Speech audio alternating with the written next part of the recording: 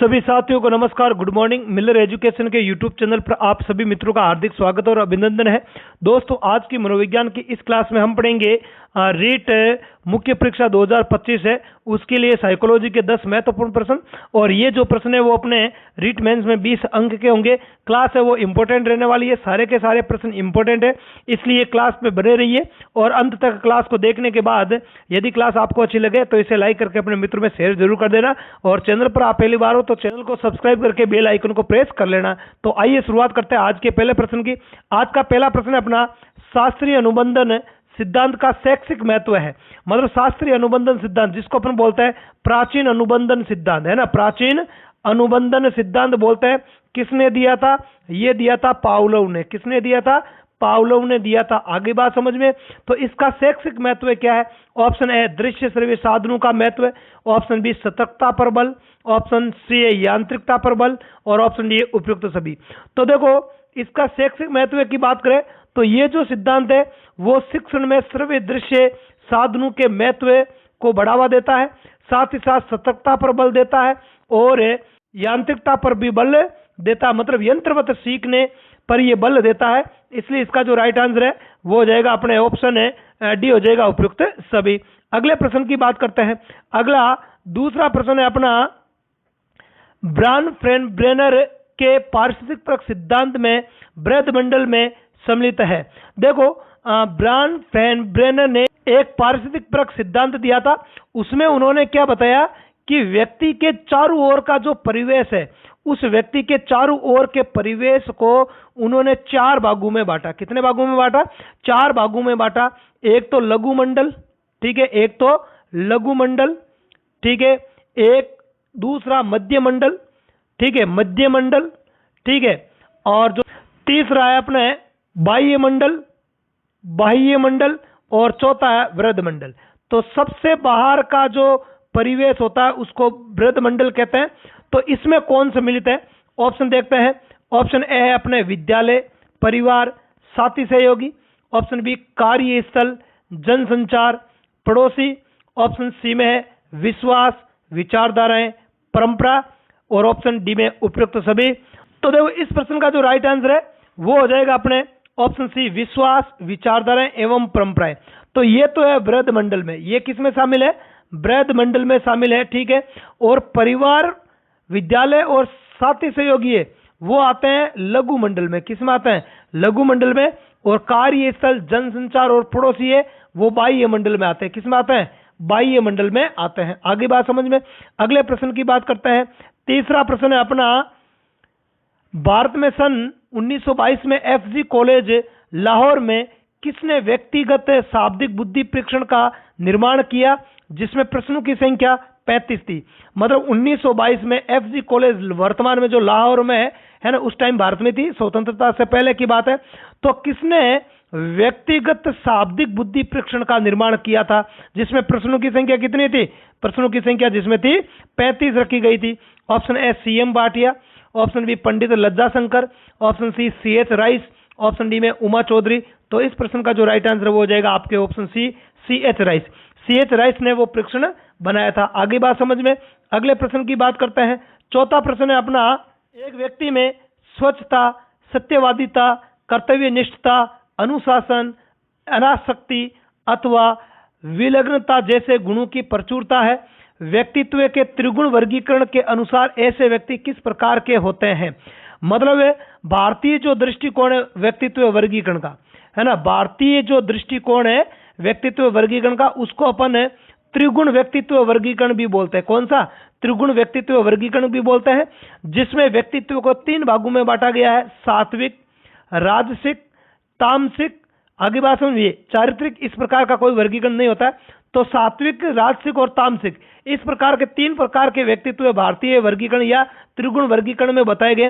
तो इनमें से एक व्यक्ति है, मान लिया, जो स्वच्छता, सत्यवादिता, कर्तव्यनिष्ठता, अनुशासन, अनासक्ति, मतलब किसी प्रकार की कोई आसक्ति नहीं है, अथवा विलग्नता जैसे गुणों से प्रचुर है, मतलब इस प्रकार के गुण उसमें पाए जाते हैं। तो इस व्यक्ति का व्यक्तित्व कैसा होगा? तो इस प्रश्न का जो राइट आंसर है वो हो जाएगा अपने ऑप्शन ए सात्विक। क्या हो जाएगा? सात्विक व्यक्तित्व का वो व्यक्ति होगा। 5वां प्रश्न है अपना अगला है अंग्रेजी कीबोर्ड पर टाइपिंग करने के बाद उसी पर हिंदी टाइपिंग सीखना किस प्रकार का स्थानांतरण है? मतलब एक व्यक्ति एक कीबोर्ड के ऊपर अंग्रेजी टाइपिंग करना सीख जाता है, अब उसी कीबोर्ड पर उसको हिंदी टाइपिंग करना सीखना है, तो ये अधिगम स्थानांतरण का कौन सा प्रकार होगा, है ना? अधिगम स्थानांतरण का कौन सा प्रकार होगा, तो ये अपने को बताना है। ऑप्शन ए सकारात्मक, ऑप्शन बी नकारात्मक, ऑप्शन सी शून्य और ऑप्शन डी में इनमें से कोई नहीं। तो इस प्रश्न का जो राइट आंसर है वो हो जाएगा अपने ऑप्शन बी हो जाएगा, नकारात्मक। देखो नकारात्मक कैसे होगा? अंग्रेजी में सीखी हुई टाइपिंग है वो हिंदी में बाधा उत्पन्न करती है। क्या उत्पन्न करती है? बाधा। आप खुद देख लो, आप मोबाइल पर अंग्रेजी कीबोर्ड से टाइपिंग करते हो मान लिया ज्यादातर, और फिर कभी कभार हिंदी कीबोर्ड डाल के फिर उसमें टाइपिंग करो तो आपको ऑटोमेटिक पता चल जाएगा। तो इस प्रकार का जो है वो बाधा उत्पन्न करता है ना। अंग्रेजी टाइपिंग सीखना वो हिंदी टाइपिंग सीखने में फिर क्या उत्पन्न करता है? बाधा उत्पन्न करता है। इसलिए इस प्रश्न का जो राइट आंसर वो हो जाएगा नकारात्मक अधिगम स्थानांतरण। कौन सा अधिगम स्थानांतरण? नकारात्मक अधिगम स्थानांतरण ये आएगा अपने। आगे बात समझ में। अगले प्रश्न की बात करते हैं। एक शिशु की दृष्टि लगभग कितने वर्ष की उम्र तक प्रौढ़ के समान हो जाती है? मतलब एक जो शिशु होता है, जो बच्चा होता है, वो जब बड़ा होता है तो उसकी जो दृष्टि होती है वो प्रौढ़ या वयस्क मनुष्य के समान बच्चे की दृष्टि कितने वर्ष की आयु का होने पर हो जाती है? ऑप्शन ए 6 माह तक, ऑप्शन बी 1 वर्ष तक, ऑप्शन सी 2 वर्ष तक, ऑप्शन डी में 5 वर्ष तक। तो इस प्रश्न का जो राइट आंसर है वो हो जाएगा आपके ऑप्शन बी 1 वर्ष तक। मतलब एक शिशु 1 वर्ष की आयु का हो जाएगा तो उसकी जो दृष्टि है वो वयस्क मनुष्य के समान हो जाएगी, प्रौढ़ मनुष्य के समान हो जाएगी। अगले प्रश्न पर बढ़ने से पहले एक विशेष सूचना, और सूचना ये है कि आप हमारे मिलर एजुकेशन के यूट्यूब चैनल के अतिरिक्त टेलीग्राम चैनल को ज्वाइन कर लेना। टेलीग्राम चैनल पर एक टाइम टेबल बना हुआ है, एक निश्चित शेड्यूल है जिसके तहत आपको विभिन्न विषयों के क्विज है वो डेली मिलते हैं। तो क्विज को अटेंड करके आप अपनी तैयारी को और बेटर कर सकते हो। और यदि मान लिया कि आपकी तैयारी पहले से अच्छी है ना, तो भी आप उन क्विजों को एक बार अटेंड करके देखना, है ना। आपको पता चल जाएगा कि आपकी जो तैयारी है वो किस स्तर की है, ठीक है, या तैयारी आपको अभी और करना बाकी है या पर्याप्त तैयारी है। तो आप क्विज को जरूर अटेंड करना, और साथ ही साथ ये क्लास अच्छी लगे तो इसे लाइक करके अपने मित्रों में शेयर जरूर करना है। अगर आप पहली बार हो तो चैनल को सब्सक्राइब करके बेल आइकन को प्रेस कर लेना, ताकि जैसे ही कोई वीडियो अपलोड करूं मैं अदर सब्जेक्ट का, उसका आपको नोटिफिकेशन है वो तुरंत मिल जाए। टेलीग्राम को तो अवश्य ही ज्वाइन कर लेना, क्योंकि वहाँ पे अपडेट संबंधित परीक्षाओं से संबंधित है वो अपडेट वगैरह डालता हूँ मैं बार बार, है ना। और भी क्विज के अलावा भी और भी बहुत सारी इंफॉर्मेशन है वो वहाँ पे ही डालते हैं मैसेज के रूप में, तो उसको तो आप अवश्य ही ज्वाइन कर लेना। अगले प्रश्न की बात करते हैं अपने। 8वां प्रश्न है अगला, कुंठा के उत्पन्न होने का मुख्य कारण है। मतलब एक व्यक्ति कब कुंठित होता है?